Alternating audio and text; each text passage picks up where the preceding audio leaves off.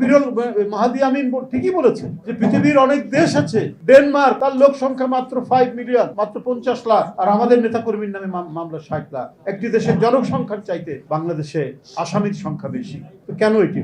এই প্রশ্ন তো হতেই পারে, এই প্রশ্ন তো করতেই পারি। কখন দেশের এই বাংলাদেশ একটা স্থিতিশীল শাসনতান্ত্রিক পদ্ধতিতে চলে আসছে না অনেক দিন ধরে, কখনো ডিক্টেটর, আবার তার বিবর্তন হয়ে আবার ক্রমাগতভাবে ফ্যাসিস্ট হয়ে, তারা ফ্যাসিস্ট হয়ে উঠে এই কাজগুলি করেছে।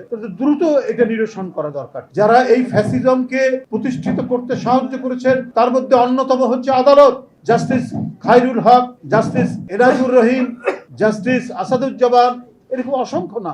এরা সবচেয়ে নির্দোষ যে নারী জনগণের পক্ষে সংগ্রাম করেছেন, নিরবচ্ছিন্ন ভাবে শত নিপীড়ন নির্যাতন ভোগ করে জনগণকে ছেড়ে যাননি, মাটিকে ছেড়ে যাননি। এদেশের মৃত্তিকা, পানি, বৃক্ষ, এদেশের পাখি, এর মধ্যে যিনি নিবিড় ভাবে মিশে আছেন সে দেশনেত্রী বেগম খালেদা জিয়ার বিরুদ্ধে মিথ্যা মামলায় আসাদুজ্জামান তাকে সাজা দিয়েছে। সেই সাজা আবার বর্ধিত করা হয়েছে উচ্চতর আদালত। তাহলে সেই বিচারকরা কেন শাস্তির আওতায় আসবে না? ফ্যাসিবাদের বিচারক, তাদেরও বিচার হতে হবে।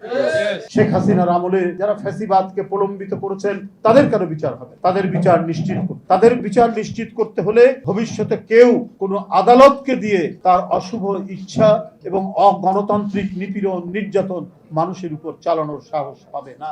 এটাই হওয়া উচিত।